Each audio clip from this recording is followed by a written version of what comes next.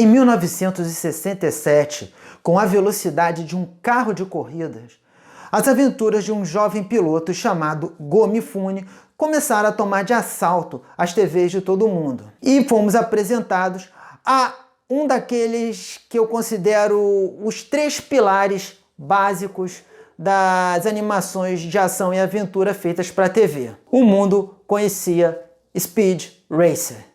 Então, senhoras e senhores, liguem seus motores e vamos lá.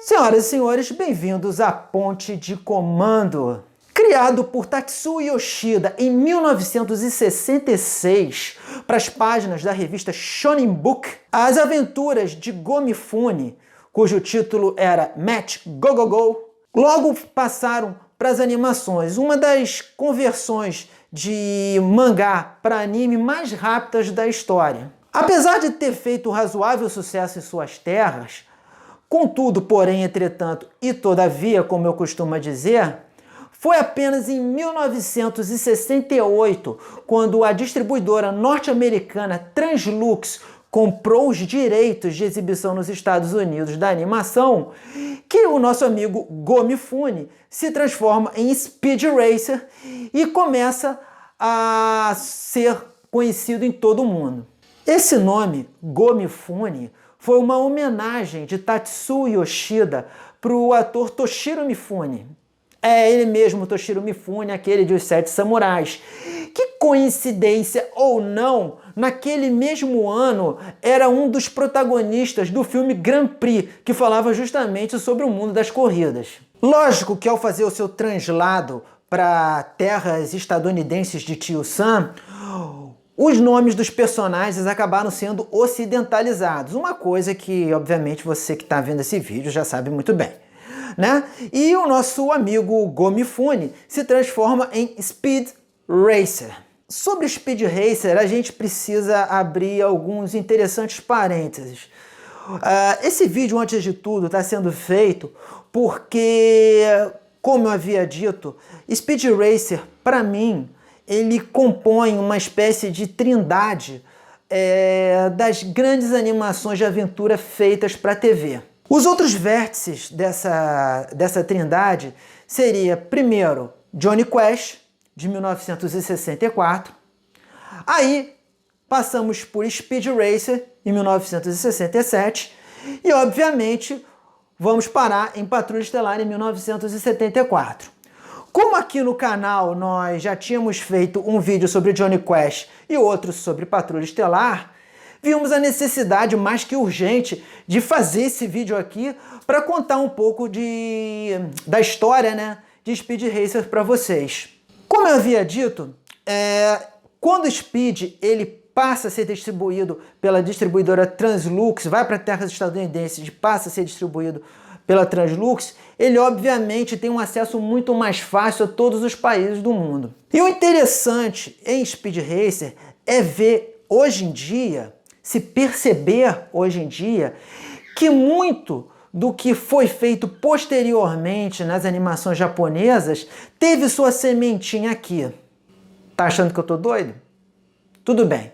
Então vamos lá. Para começar, a gente precisa pensar nas animações japonesas que vieram antes de Speed Racer.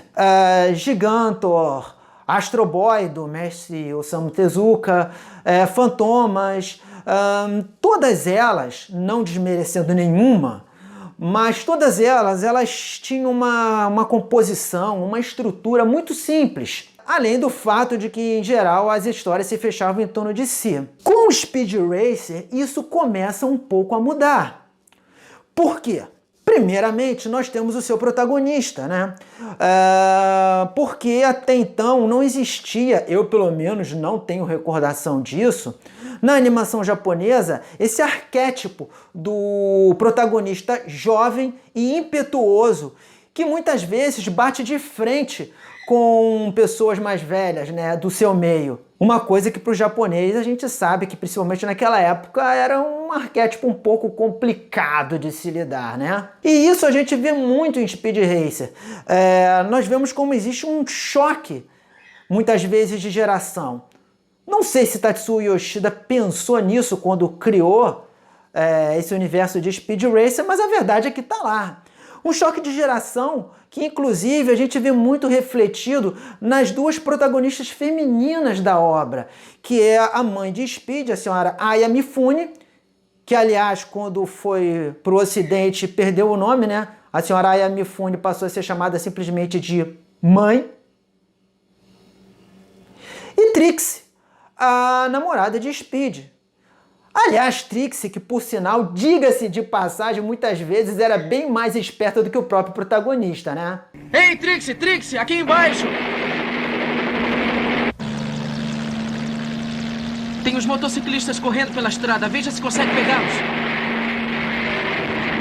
O projeto do papai foi roubado. Como pode ser tão descuidado? Trixie, depressa!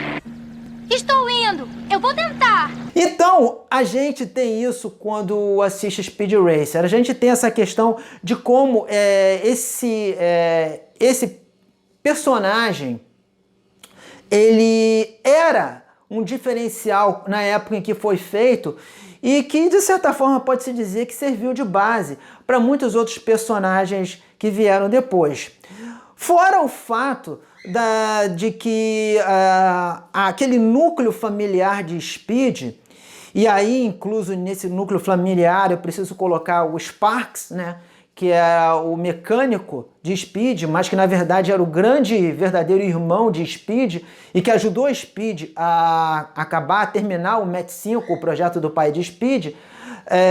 Esse núcleo familiar centralizava toda uma série de ações que ocorria na animação. E quando falamos desse núcleo familiar de Speed, é lógico, óbvio que a gente precisa falar de Rex Racer, o irmão mais velho de Speed, que no passado brigou com o pai e que acaba se tornando o Corredor X.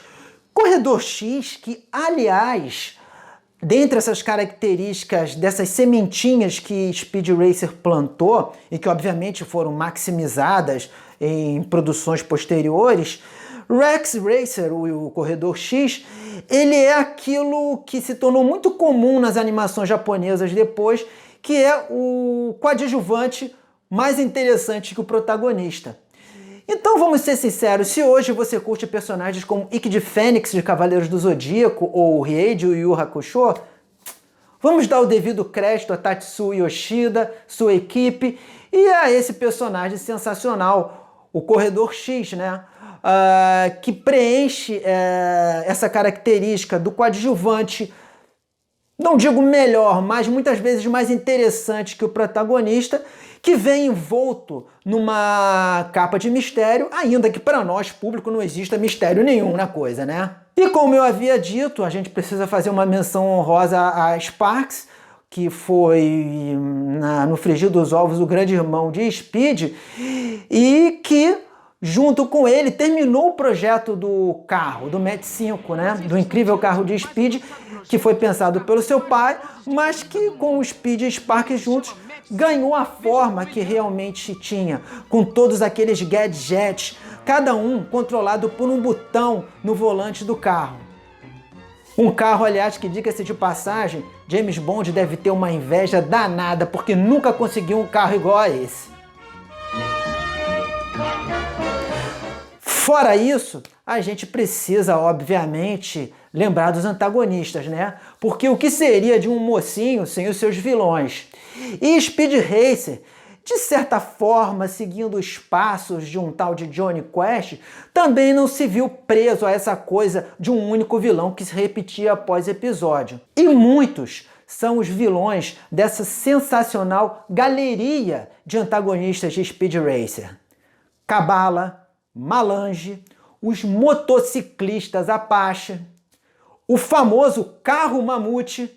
Aliás, vou aqui abrir um parêntese, um desses meus conhecidos parênteses, para dizer o seguinte: Pouca gente sabe, mas o carro mamute, o nosso queridíssimo carro mamute, que tanto fez parte de conversas dos amigos durante a infância, ele foi, na verdade, baseado num projeto real. Sim, o projeto de um caminhão gigantesco criado pela Ford nos anos 60, movido a turbina, chamado Big Red.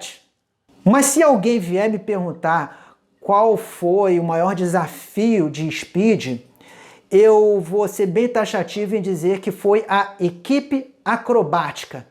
Equipe acrobática que é o antagonista daquele que é, para mim, o melhor episódio de todo o seriado, que é a corrida mais perigosa do mundo, e que, diga-se de passagem, é dividido em 3 partes, porque Speed Racer, ao contrário das animações anteriores, ele não se fechava em um único episódio, era sempre dividido em 2 partes. Mas esse episódio específico, a história é tão legal e tão bem construída que precisaram dividir em 3 partes. E tem um dos momentos mais icônicos de todo o seriado, que é quando Speed, junto com o Corredor X, pilotam o Mach 5 juntos. Basicamente é o seguinte, Speed sofre um acidente e fica sem enxergar momentaneamente por causa desse acidente.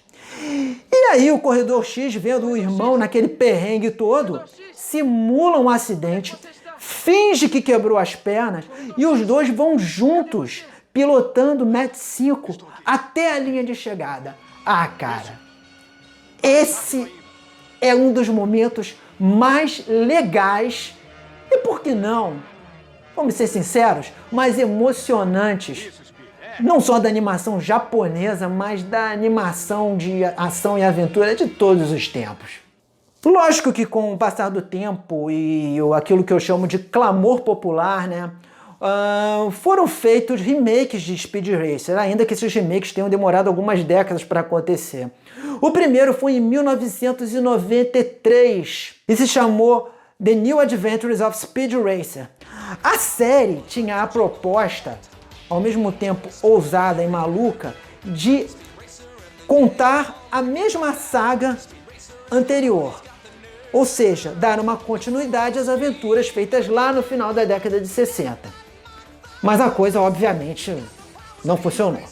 Não deu muito certo. Chegamos então ao ano de 1997 e com ele Speed Racer X. Esta animação, eu também preciso abrir um bom parênteses a respeito dela, porque ela não é mal feita não. Talvez uma ou outra pessoa possa ter um certo ranço dela em razão da memória afetiva com relação à animação original dos anos 70. Mas justiça seja feita. Primeiro, eles não caíram naquela esparrela de querer dar continuidade à saga original. E tecnicamente é uma animação muito, mas muito bem feita, com aqueles gráficos típicos da animação japonesa de meados dos anos 90, que diga-se de passagem, na minha modesta opinião, foi a fase mais áurea das animações japonesas até hoje. E durou até bastante, durou um total de 52 episódios. E sendo assim, dá para se considerar que mandou bem. Mandou bem. A gente pode até ter certas ressalvas, mas mandou bem sim. O que não mandou bem foi o terceiro remake, ou reboot, ou seja lá o que for, que foi Speed Racer The New Generation. Pensa numa coisa de maluco. Agora multiplica por 10. Speed Racer The New Generation, ele tratava das aventuras do filho de Speed Racer.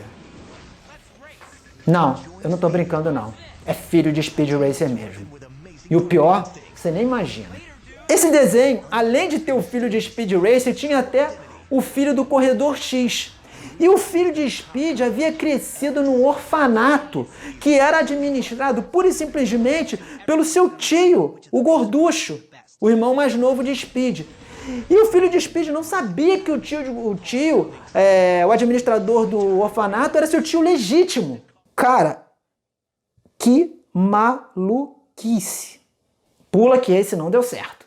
Chegamos então ao ano de 2008 e a concretização de um sonho que todos os fãs de Speed Racer acalentavam há anos, que foi o famoso live action, tão esperado live action de Speed Racer.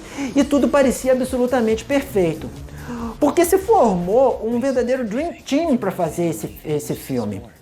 O produtor era ninguém mais, ninguém menos do que Joel Silver, da franquia Máquina Mortífera.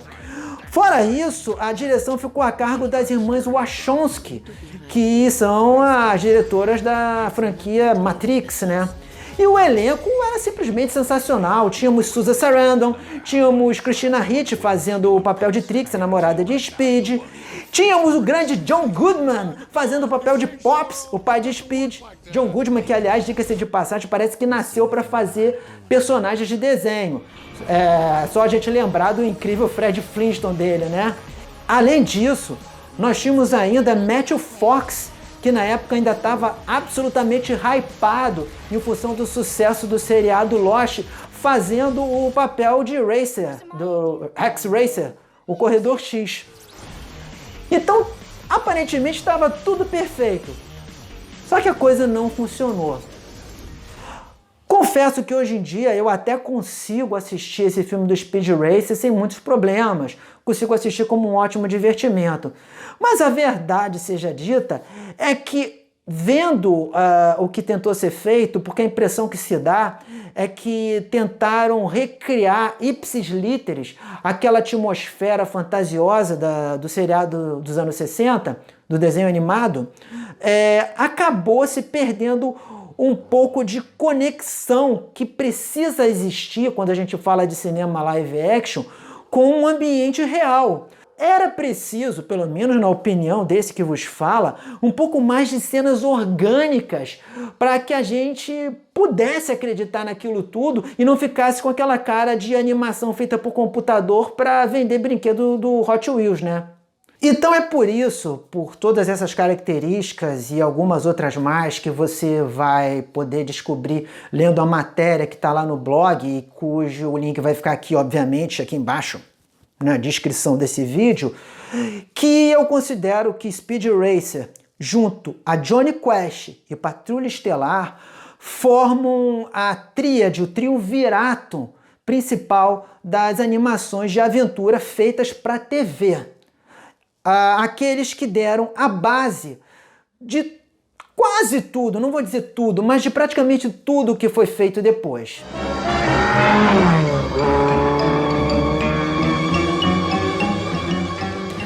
Bem, gente, era isso que eu vim conversar hoje com vocês sobre Speed Racer, né?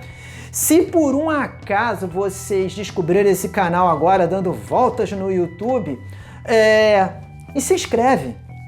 Se inscreve porque o canal é legal, a intenção aqui é fazer um canal um pouquinho diferente daquilo que vocês estão acostumados a ver em outros canais do gênero. E se tiver mais um tempinho, dá uma passadinha lá no blog também, tá bom?